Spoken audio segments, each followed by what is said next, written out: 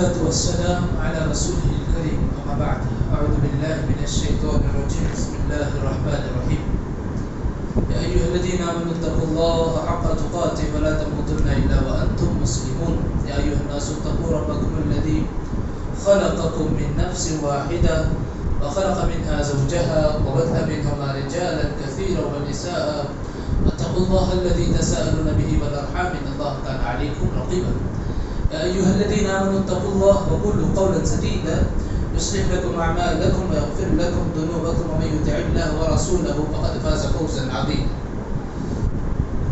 معزز بھائیوں، مردان نشین خواتین اسلام، رب العالمین کا بے پایا شکر ہے، احسان ہے، جس نے ہمیں اس مبارک مہینے میں سماعت قرآن کے ساتھ کچھ قرآنی معلومات سیکھنے کی، سننے کی، سمجھنے کی توفیق بخشی.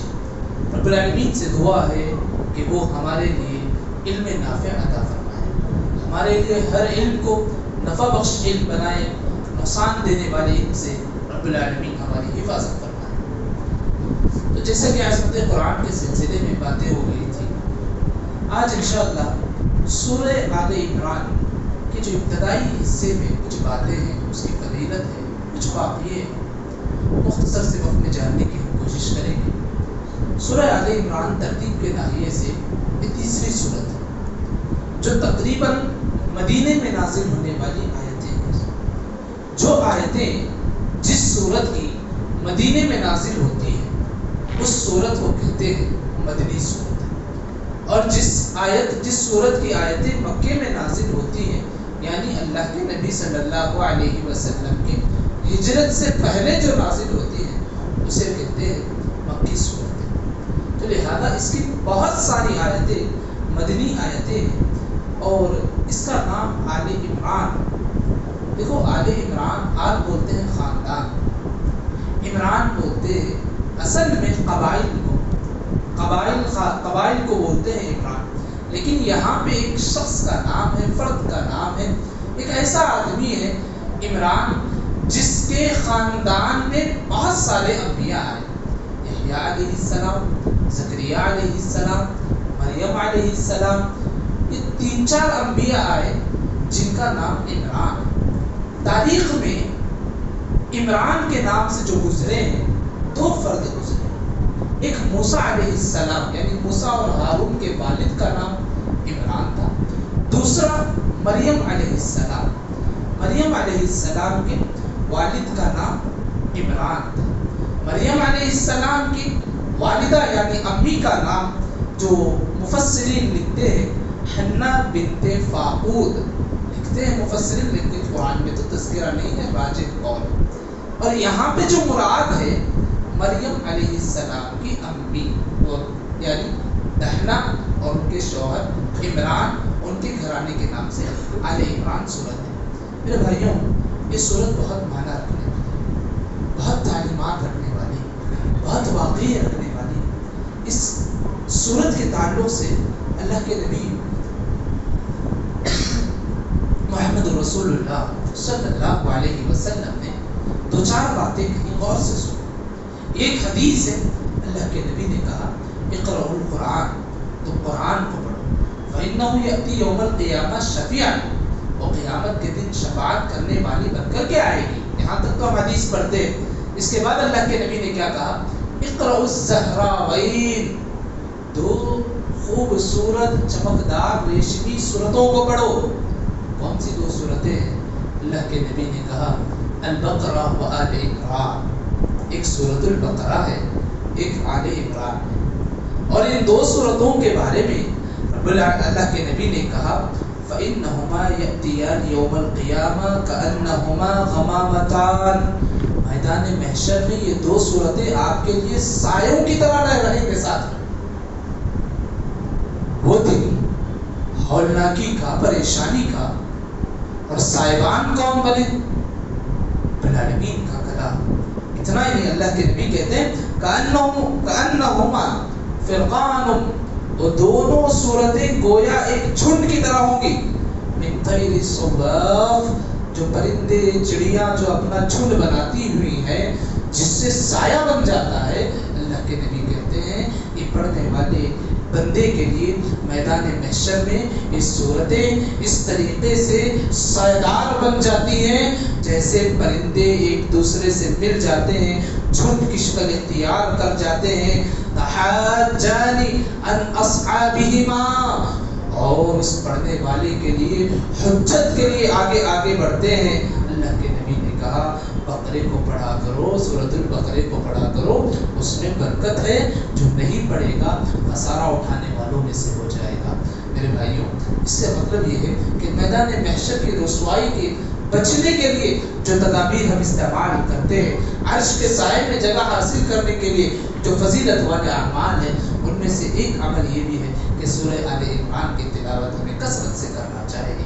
اس کے لیے کوئی خاص وقت مقرر نہیں ہے، اس کے لیے کوئی خاص ٹائم مقرر نہیں، جب بھی موقع ملے اس سورت کی تلاوت زیادہ سے زیادہ کرنا چاہیے، اس جذبے اور خواہش سے کہ میدان محشر میں یہ ہمارے لیے صاحبان بن کر کے آئیں گے۔ یہ سورت جس میں بہت ساری باتیں ہیں میرے بھائی، اس میں ایک بات میں آپ کو بتا دوں، اس سورت میں آیت نمبر 25 ذکر ہے، جس میں اتنی بڑی باتیں ہیں۔ اللہ اکبر، یہ رب العالمین کی شان ہے، رب العالمین کی شان ہے۔ اللہ نے اپنی شان کو یہاں پہ ذکر کیا ہے۔ دیکھو میرے بھائی، پریشان ہے، حیران ہے، قرض میں ڈوبے ہیں، نہ جانے بیماریوں میں مبتلا ہے، صحت کے محتاج ہے، کتنے مسائل دنیا میں ہوتے ہیں۔ دیکھو ہم دنیا میں آئے، مسائل سے دوچار ہونا ضروری ہے، کیونکہ یہ دنیا جنت نہیں ہے، یہ دنیا آزمائش کی جگہ ہے۔ اللہ کے نبی نے کہا مومن کے لیے دنیا قید خانہ ہے، اور کافر کے لیے یہ جنت ہو سکتی ہے۔ مومن دنیا میں آیا ہے، مسائل میں الجھ سکتا ہے، لیکن ایک ایسی بات ہے جو تمام مسائل کے لیے ایک ایسا راستہ فراہم کرتا ہے کہ آدمی کو مسائل نہیں ہوتے۔ کیا راستہ ہے؟ آیت ہے، اس کا ترجمہ میں پڑھتا ہوں، سن کر کے دیکھو۔ اللہ رب العالمین نے کہا قل اللہم مالک الملک تؤتی الملک من تشاء وتعز من تشاء۔ اللہ رب العالمین اس آیت میں کہا اے محمد صلی اللہ علیہ وسلم آپ کہہ دیجئے کہ اللہ رب العالمین جو ملکیتوں کو ملکیت عطا کرنے والا ہے، تؤتی الملک جو ملکیت عطا کرنے والا ہے، کس کو عطا کرتا ہے؟ من تشاء، جس کو چاہتا ہے، اور ملکیت سے چھین لیتا ہے، کس سے چھین لیتا ہے؟ جسے رب العالمین چاہتا ہے، جسے عزت دینا چاہتا ہے اسے دنیا کی ساری عزتوں سے نواز دیتا ہے، اور جسے ذلت سے دوچار کرنا چاہے ساری دنیا مل کر کے اسے عزت نصیب نہیں کر سکتی۔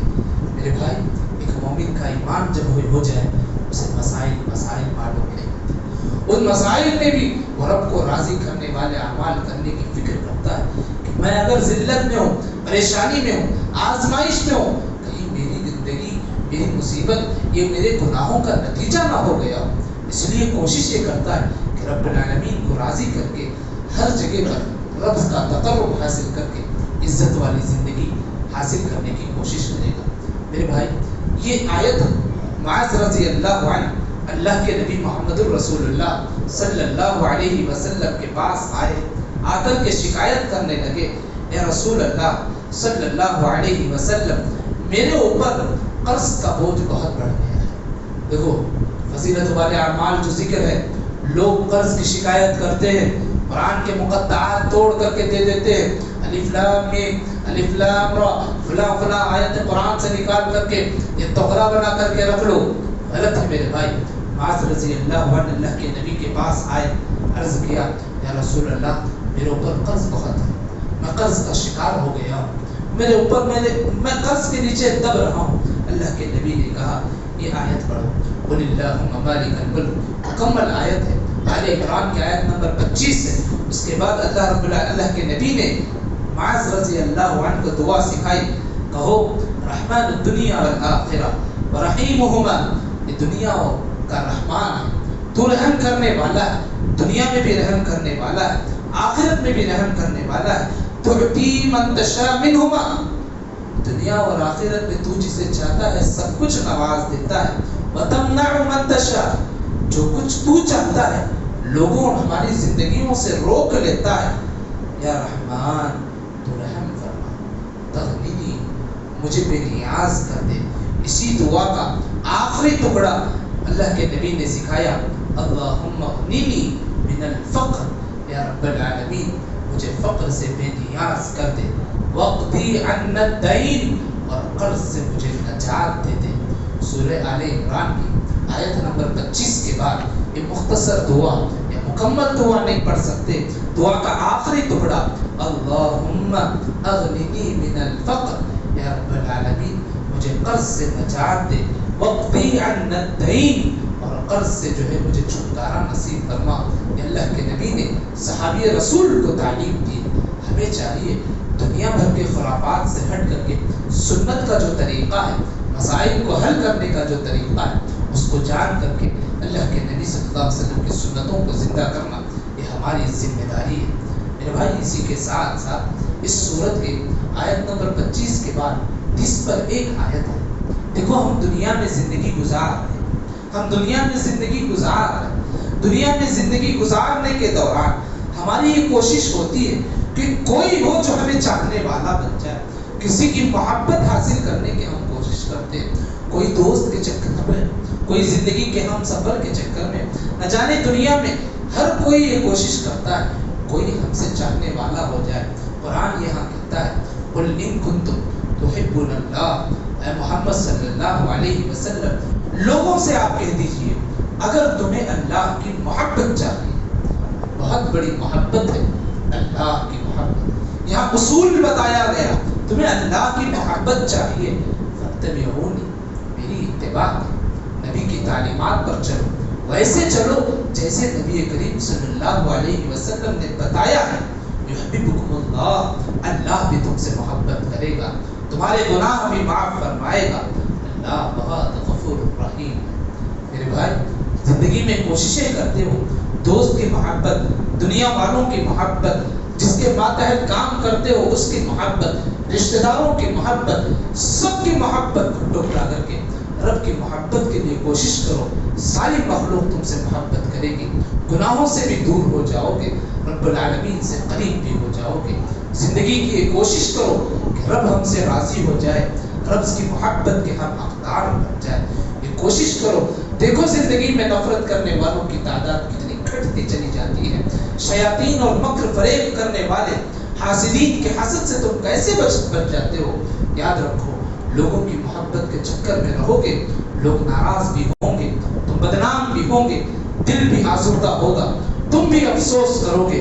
رب کی محبت کی کوشش کرو، زندگی بھی آرام سے گزرے گی، چین سے گزرے گی، سکون سے گزرے گی، عافیت سے گزرے گی۔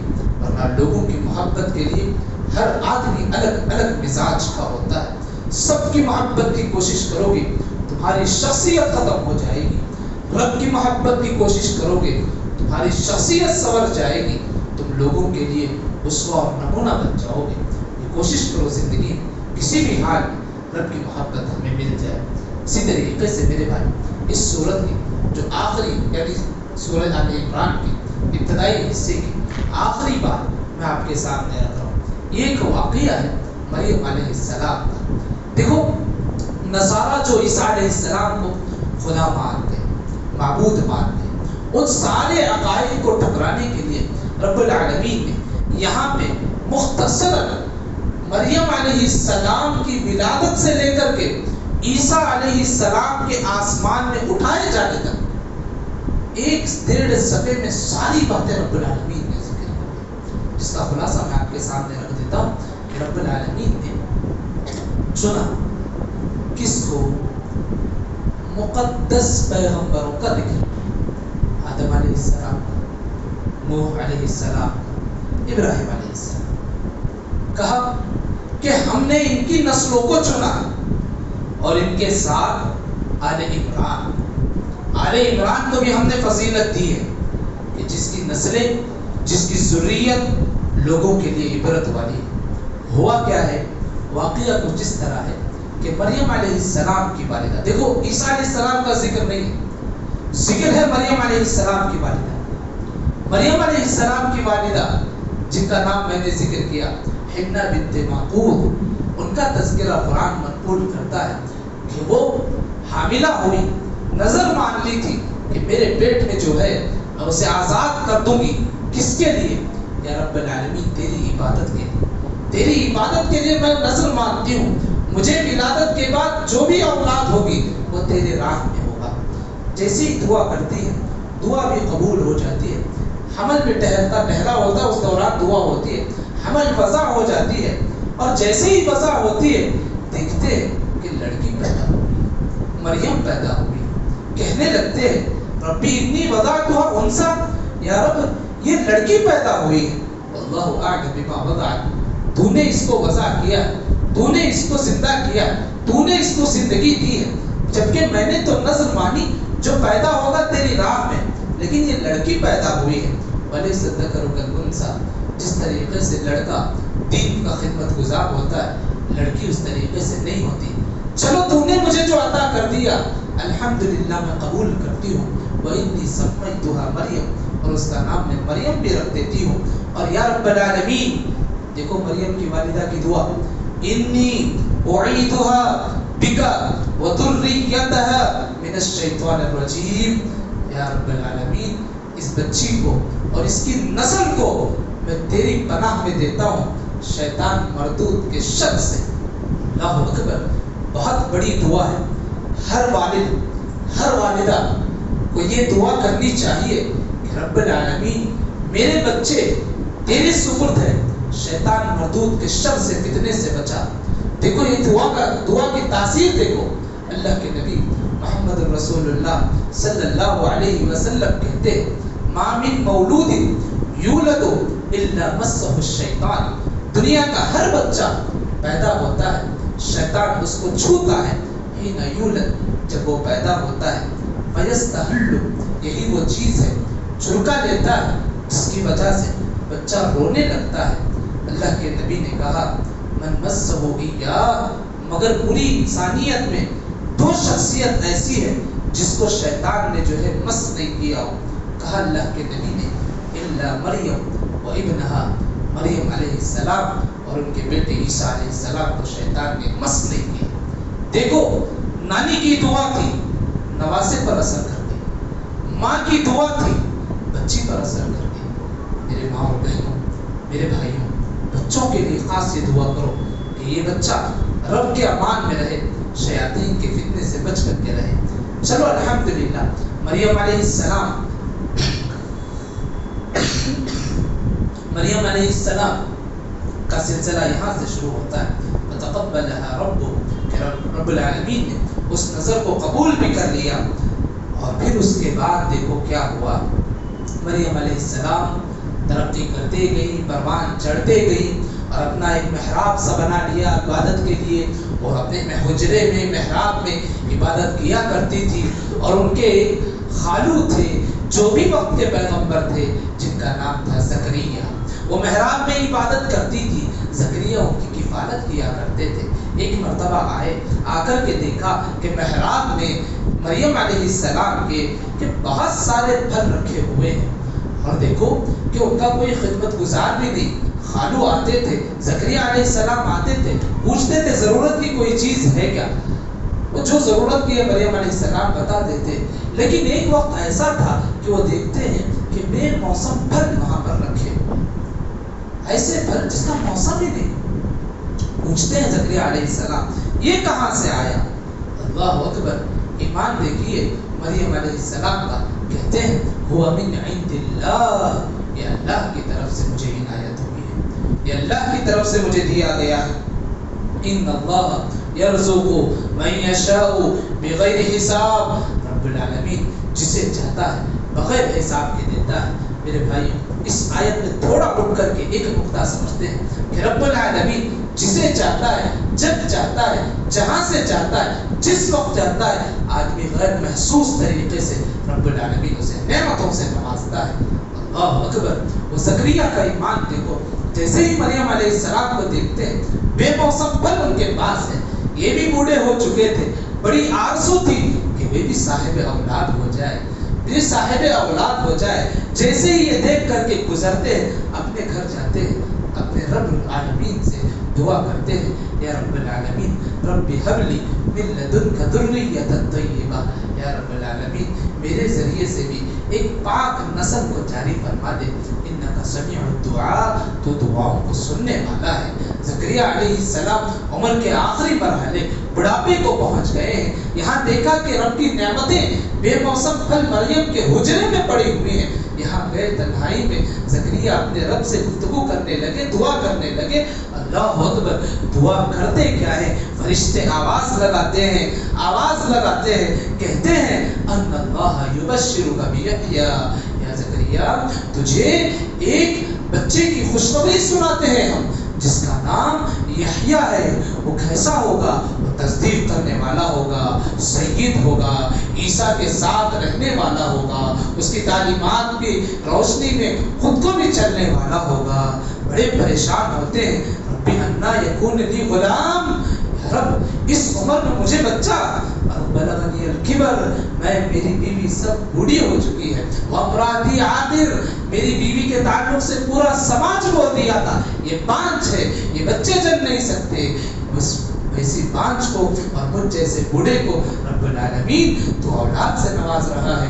اللہ نے کہا کذالک اللہ یفعل ما یشاء، یہ رب کی چاہت ہے، جس کو چاہے جیسے چاہے عطا کر دیتا ہے۔